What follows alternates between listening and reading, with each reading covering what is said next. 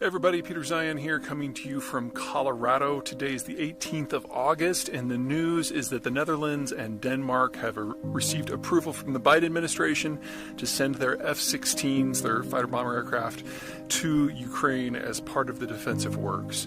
There's a lot of things that are packed in here. Let's start with the most obvious one. Even if these things start to ship today, they're not going to be there in sufficient numbers or with the infrastructure to support it in time to have any impact on this fighting season.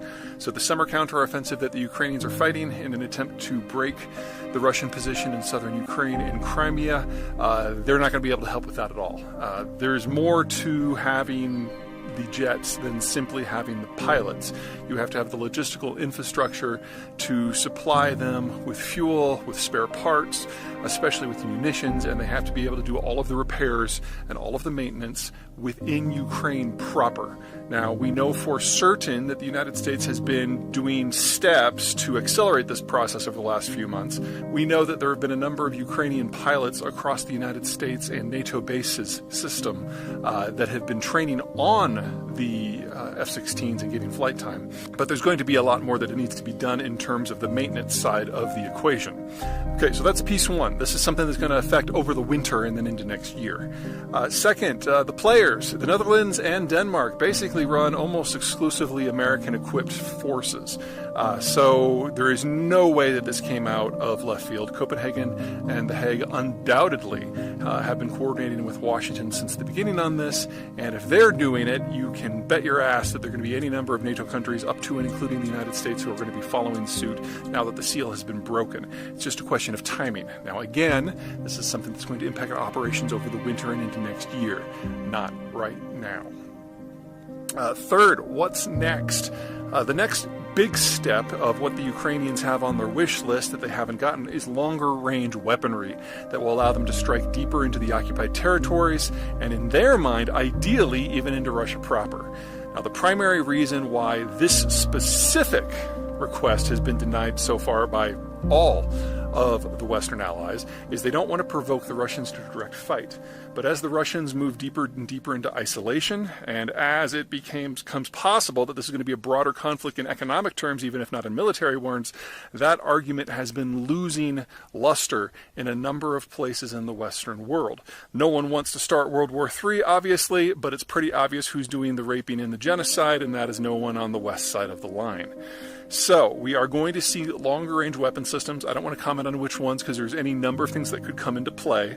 And the argument that they cannot be used within Russia proper is weakening as well. Now, it's a political decision if they decide to remove that stricture. But if you look at what's been happening over the last few weeks, the Ukrainians have been provided with Storm Shadow missiles by the Brits, and that's a longer-range weapon system more than capable of striking into Russia proper, but the Russians have not once used it to do so. At the same time, the Ukrainians have developed a number of weapon systems, including drones launched by Special Forces troops and suicide drones that are maritime in style to directly attack Russian targets within Russia proper. They don't necessarily need Western tech to take the war to Moscow.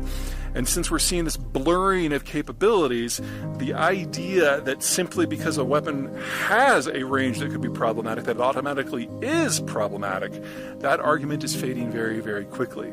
There's still going to be a lot of brackets on all of this. This is not going to something that's going to change overnight. But now that they're going to be getting NATO fighter aircraft that clearly have the capacity, if you put an extended range fuel tank on them, to strike Moscow directly, you got to ask yourself, what else can be pushed across the line at this point?